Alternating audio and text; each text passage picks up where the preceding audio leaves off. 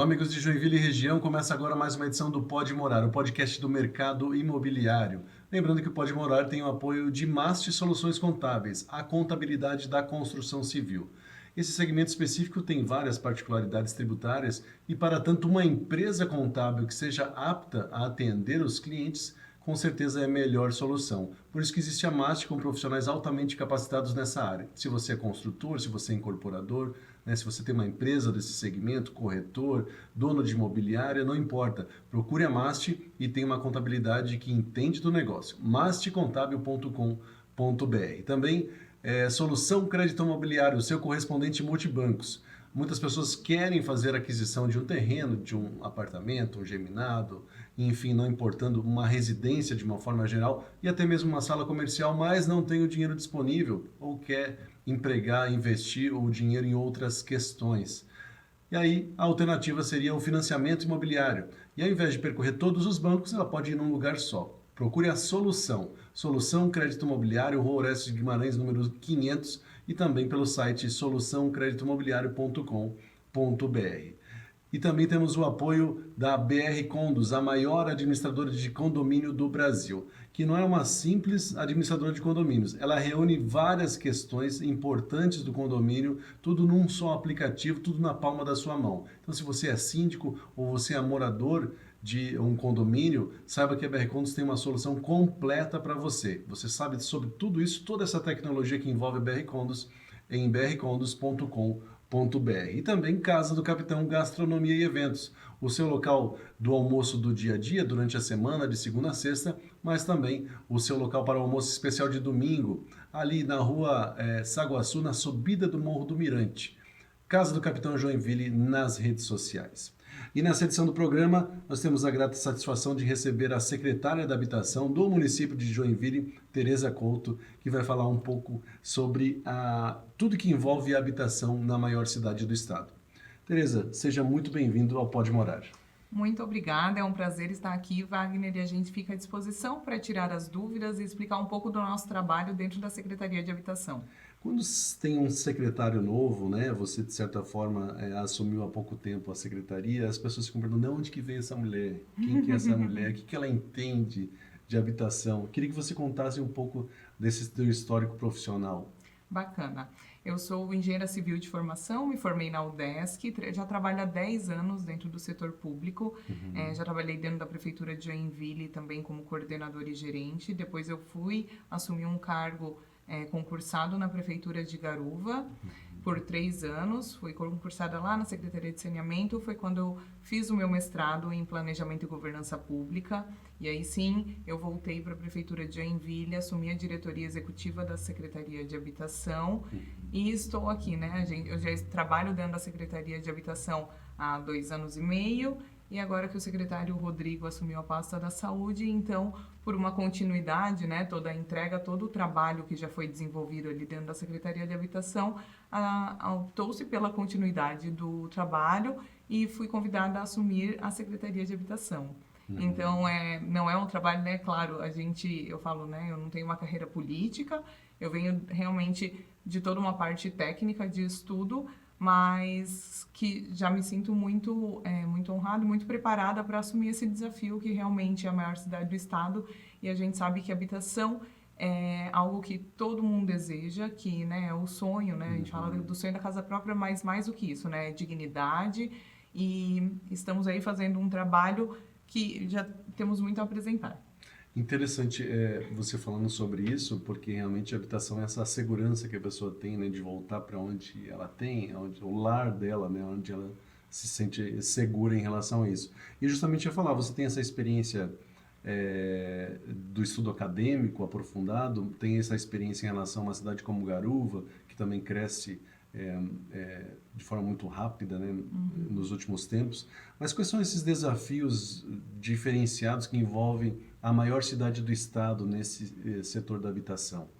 Sim, hoje o município de Joinville a gente recebe muita gente, né? A gente tem uma cidade a pleno emprego, em que a gente precisa desenvolver a habitação, a construção de novas habitações para um público que está chegando também e o público que também é da cidade, muitas vezes cresce, casa, né, quer o primeiro imóvel, quer um imóvel. Então, hoje o desafio de Joinville é oferecer e fomentar essa habitação, porque hoje a gente tem um mercado aquecido de habitação, né, mas a gente tem um mercado muito destinado principalmente a uma renda que eles chamam standard, né, ali de 350 a 700 mil. Hoje a gente tem uma produção de apartamentos e tudo mais muito voltado a isso.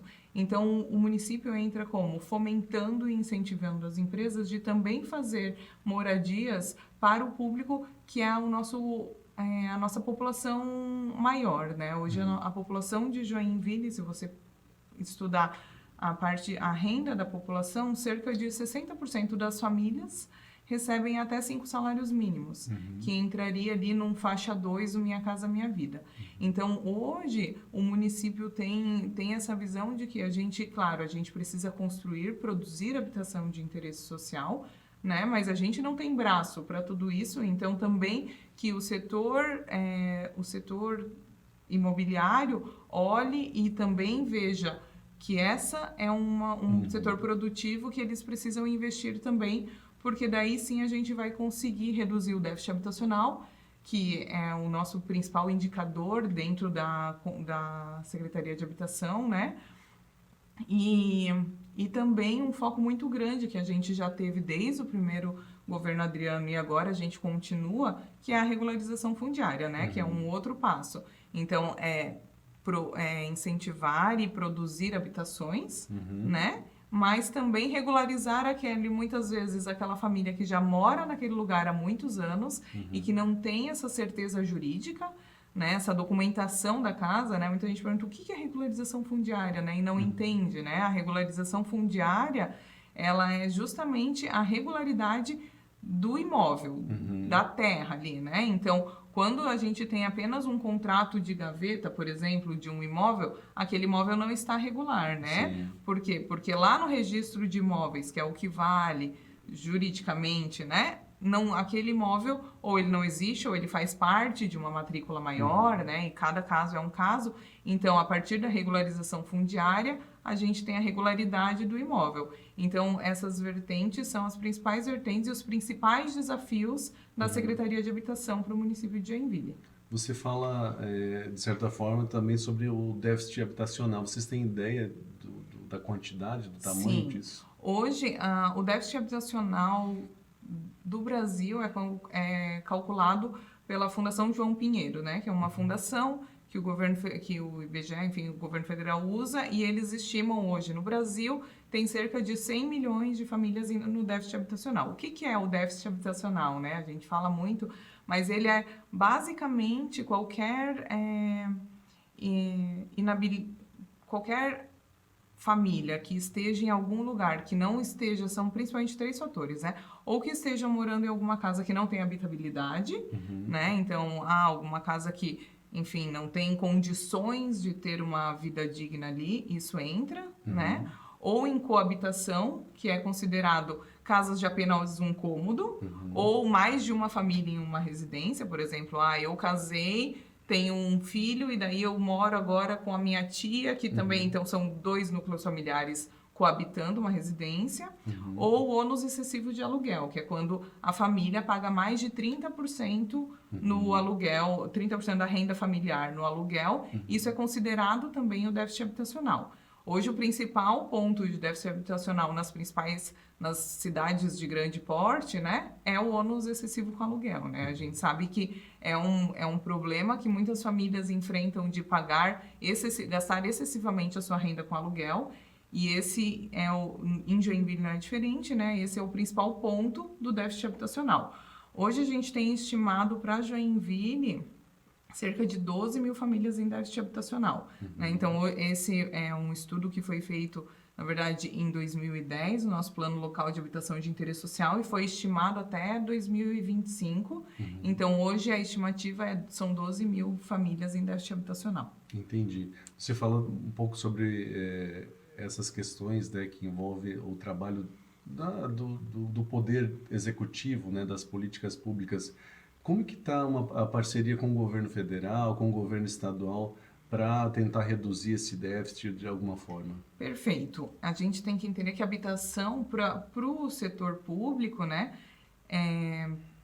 é uma questão muito onerosa, né? Se a gente for pensar só em nível municipal, hoje a gente está construindo, depois eu acho que a gente vai falar um pouquinho sobre isso, as 153 casas no Cubatão, que o município está fazendo, né? E é o maior programa habitacional do município desde a década de 90, mas a gente precisa também de incentivo do Estado e do governo federal, porque sozinho o município não vai ter recurso para tanto, né? Hoje a gente tem o Minha Casa Minha Vida foi lançado, né, em 2023, novamente, né, relançado, e o município de Joinville foi o primeiro município no estado de Santa Catarina que inscreveu, né, assim que a gente viu que ia lançar, já lançamos a lei, doando as áreas para o FAR, porque o município, quando abre o Minha Casa Minha Vida FAR, o município doa os terrenos e o governo federal entra com o custo pela Caixa Econômica Federal, com o custo da obra, acompanhamento da obra, e depois o município, para o cadastro habitacional, a gente indica as famílias que vão residir ali.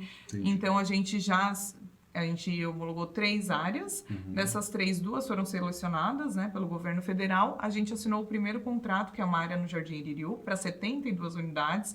Então, isso é bem importante frisar também, né, que a gente teve esse olhar, porque quando a gente fala de Minha Casa Minha Vida, tem muito olhar daqueles mega empreendimentos que foram feitos no passado, que hoje a gente sabe que a criminalidade, infelizmente, entrou ali, tomou conta. Então, esse olhar a gente já teve também, né? Hoje são empreendimentos bem menores. A gente tem uma área no Jardim Iririú, uma área no Vila Nova. No Jardim Iririú serão 72 unidades, no Vila Nova 109 unidades. Então, serão construções já empreendimentos menores, com unidades menores, né? E é isso, hoje a gente já assinou o contrato, junto com a Caixa, a empresa que ganhou a licitação do Areias, e no próximo mês a gente vai assinar o do Vila Nova, né? Então, isso já está encaminhado. E com o governo do estado, né, a gente ficou muito feliz em ver, no final do ano passado, o governo lançou um programa, né, Casa Catarina, que ainda está em andamento, né? Ele lançou o programa mais em fevereiro, que vai abrir certinho todo o regramento. Então, a gente já está em contato com o governo do estado para ver também como que o município de Joinville pode entrar no programa, porque é muito importante, né, essa união do governo do estado, governo federal e município para investimentos nessas áreas. E há também uma situação que vocês têm trabalhado muito nos últimos tempos, que você mesmo falou, que é a regularização das moradias, né? São pessoas, como você falou, que moram muito tempo nos locais, mas não tinham a matrícula do imóvel no nome delas, né? Eles estavam de forma irregular. Até para esclarecer, muitas vezes é um empreendimento de loteamento que foi feito, como popularmente o pessoal falou, nas coxas, ou é uma situação que são invasões mesmo? Queria que você detalhasse mais essa questão da regularização. Bacana. A regularização fundiária é um tema discutido há muito tempo, né? Mas a gente tem uma legislação muito recente. É uma legislação de 2017 que trouxe uma abertura para a execução da regularização em várias áreas que até então a gente não tinha muitas leis que abarcassem isso. É o caso, por exemplo, da Vigorelli, né? A gente tem a Vigorelli, uma luta e uma ação judicial de mais de 30 anos que, com essa legislação de 2017, trouxe uma luz, e com o governo Adriano em 2021, ele realmente deu o enfoque e falou, não, essa área a gente tem que regularizar, porque, né, a gente já tem aí 30 anos de espera e não pode mais ficar. Então, são todos esses pontos que você falou. Pode ser um loteamento, por exemplo, chamado de um loteamento clandestino ali, que a pessoa muitas vezes, o meu pai tinha um terreno grande, ele loteou, né, e vendeu e tudo mais. Pode ser ocupações também antigas que a gente tem, podem ser loteamentos que muitas vezes foram aprovados na prefeitura, mas não foi depois feito a matrícula no cartório, coisas antigas, né? A gente tem loteamentos da década de 70, de 80, que foi assim, o Boa Vista 3 é um caso, né? Que são 600 áreas que foram regularizadas em 2023, que também já estavam há mais de 30 anos sendo arrastado esse processo.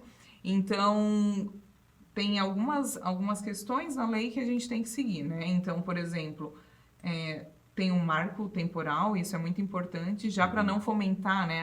Eu vou então lotear, porque não, né? Então é muito importante que a lei veio mesmo para regularizar esses casos que já estão consolidados, né? Que a gente chama que já tem uma consolidação até dezembro de 2016. Então, esse é o corte da lei, né? Então, tudo isso a gente conseguiu, e a gente muitas vezes imagina, nossa, mas aqui na minha casa não é assim, mas aí vai lá ver o documento e realmente às vezes e tu passa, a rua tá asfaltada, tá, porque foi uma coisa que o município foi crescendo e foi absorvendo, mas que ainda não tinha regularidade.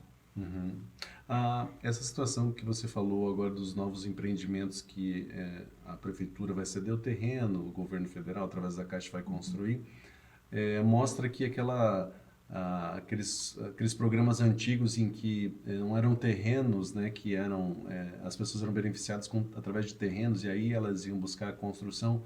Essas são formas mais caras de fazer uma forma de habitação, você acha? Por isso que não se torna mais tão comum hoje em dia? De entregar o terreno para a família? Ao invés da residência em si, né? A gente porque sabe... são áreas maiores, né, que precisam de mais. Exatamente.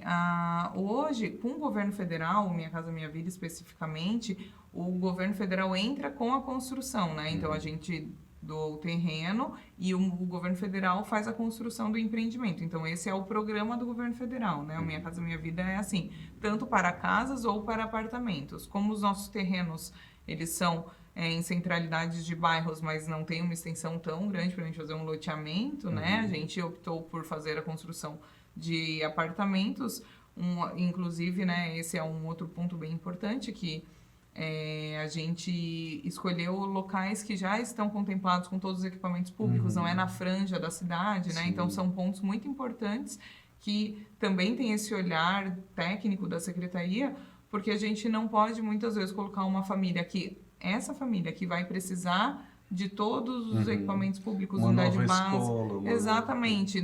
Então, são áreas bem consolidadas e esse programa funciona assim, né? O do município, que são as 153 unidades habitacionais, também a gente optou por construir a residência, mas existe uma contrapartida da família, né? Assim como Minha Casa Minha Vida também, que é então a gente tem uma legislação municipal que essas famílias, elas fazem um contrato com a prefeitura, são subsidiados em até 85%, mas elas compram o imóvel delas, né? Então isso é bem importante porque a gente também, elas são donas e elas realmente têm um contrato e fazem todo o pagamento conforme a normativa da nossa lei Profipo. E até em relação a essas famílias, quais são os critérios para uma família ser beneficiada nesses tipos de programa? Isso é muito importante, né? Tanto o Minha Casa Minha Vida quanto os programas municipais, como as casas do Cubatão, né? O loteamento Cubatão 2, para a família ser contemplada, ela precisa estar cadastrada dentro da Secretaria de Habitação, né? Então, a gente funciona de segunda a sexta,